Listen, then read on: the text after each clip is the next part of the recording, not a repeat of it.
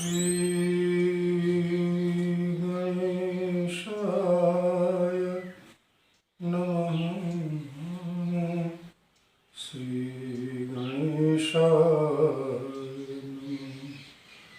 श्रीगणेशाय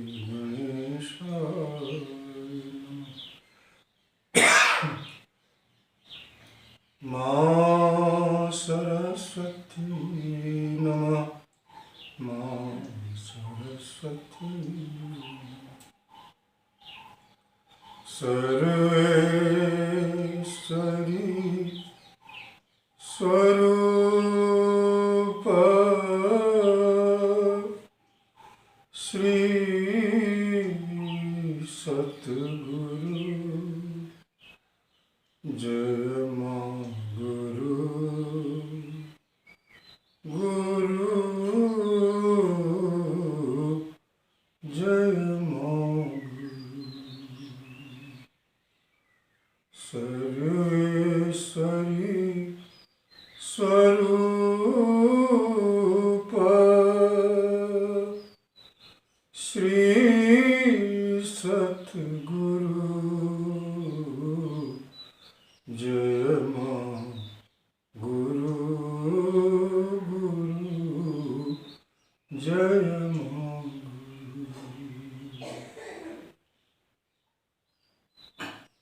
आज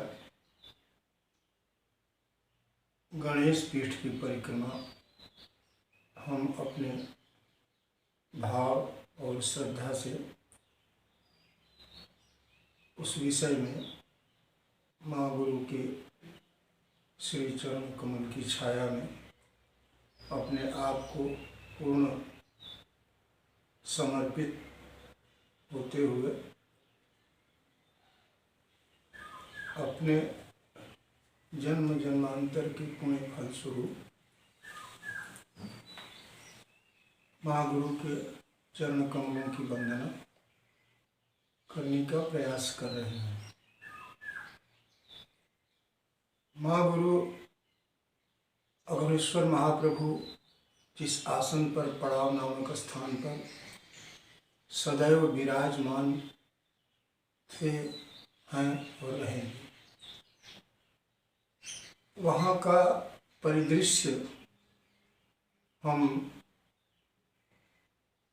जो देख रहे हैं, जो देख चुके हैं, उसके आधार पर अत्यंत पवित्रतम दिव्यतम भाव के साथ यह वाणी वंदना के रूप में प्रस्तुत कर रहा हूँ कि माँ गुरु का सदैव जो हमारे शास्त्रों में सनातन धर्म का मुख्य जो एक आधार स्तंभ है, सदा भवानी दाहिने सम्मुख रहें गणेश, तो उस परिकल्पना को साक्षात साकार स्वरूप में आपने दिया है।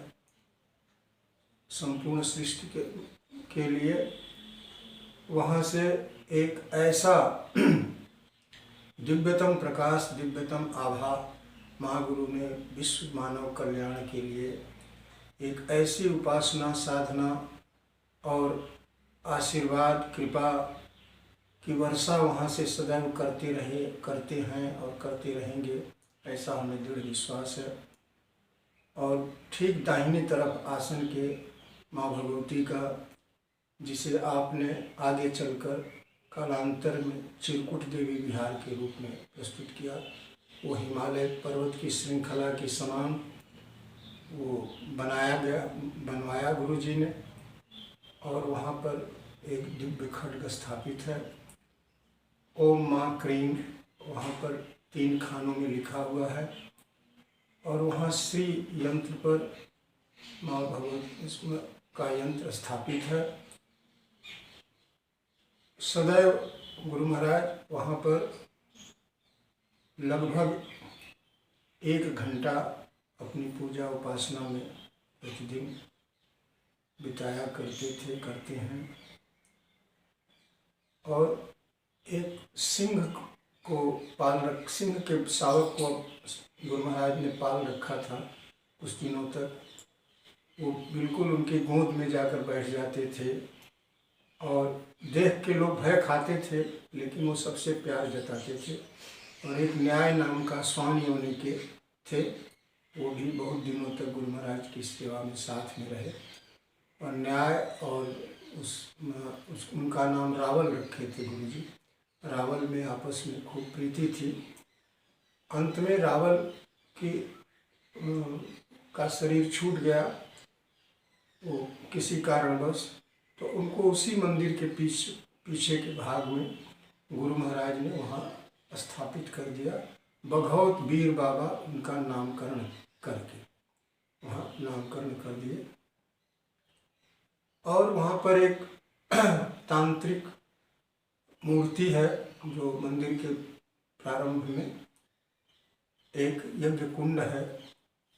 गुरु महाराज ने उसका निर्माण कई वर्षों में धीरे धीरे उसका स्वरूप कई बार बदलता गया और आज चिरकुट देवी के विहार के रूप में वह स्थापित है। चिरकुट शब्द की व्याख्या आपने किया कि चिर का अर्थ अस्थाई भी होता है, पुराना भी होता है, प्राचीन भी होता है। कूट का अर्थ शिला से है, पर्वत से है। एक अस्थाई और प्राचीन पर्वत के रूप में वहाँ पर उस देवी का निवास है। ऐसी मान्यता है, पड़ाव के बगल में ही व्यासनगर है। ऐसी मान्यता है कि महर्षि वेदव्यास की भी साधना स्थली काशी में वही पड़ाव के पास ही व्यासनगर स्टेशन भी है रेलवे का, और एक काफ़ी अच्छा व्यास जी का मंदिर बना है। तो सभी शास्त्र पुराण की रचना वहीं उसी परिक्षेत्र में हुआ है किसी युग में। और वर्तमान युग में गुरु महाराज ने इस 19वीं 20वीं सदी के में आपने जो भी अपना एक दिव्यतम प्रकाश फैलाया अपने ज्ञान का, उसका भी परिक्षेत्र वही स्थान बना। तो इसका अर्थ यह है कि वह शक्तिपीठ एक प्राचीन काल से एक ऐसी शक्तिपीठ है जहाँ से हर युग हर काल में शास्त्रों की और मानव कल्याण की वहाँ पर वर्षा हर युग में हर काल में होती रही है।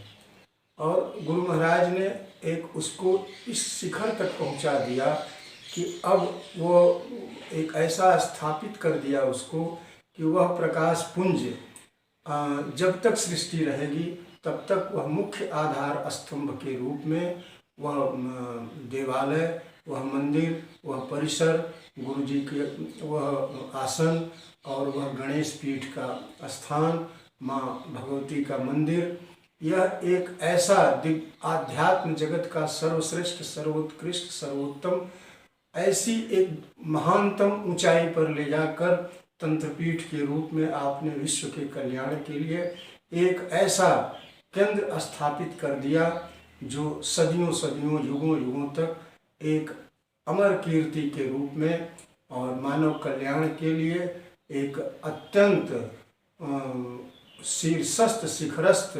दिव्यतम केंद्र बना दिया।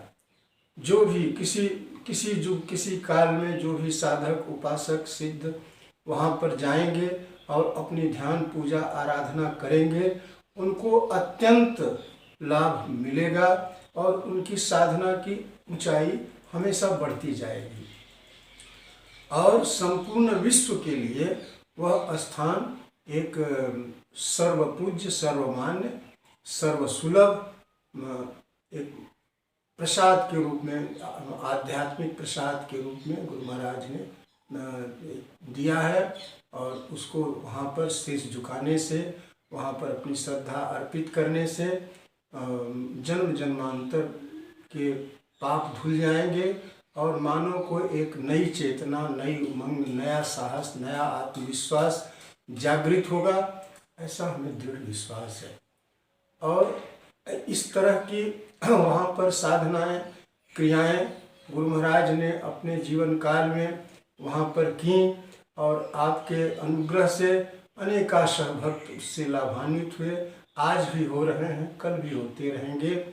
वह स्थान, वह परिसर संसार के अनेक देशों के राष्ट्राध्यक्ष, शासनाध्यक्ष, साहित्यकार और वहाँ पर संगीत कलाकार, किसी भी क्षेत्र के संसार के तमाम दिव्य विभूतियाँ वहाँ पर अपना शीश नवा चुकी हैं, शीश झुका चुकी हैं, वहाँ से आशीर्वाद का प्रसाद प्राप्त कर चुकी हैं और आज भी कर रही हैं और भविष्य में करती रहेंगी। ऐसी इस मंगलमय गणेश पीठ की, गुरु महाराज के आसन की और माँ चित्रकूट देवी बिहार के स्थान की मैं वंदना करते हुए एक बार पुनः सर्वेश्वरी स्वरूप श्री सतगुरु जय माँ गुरु, गुरु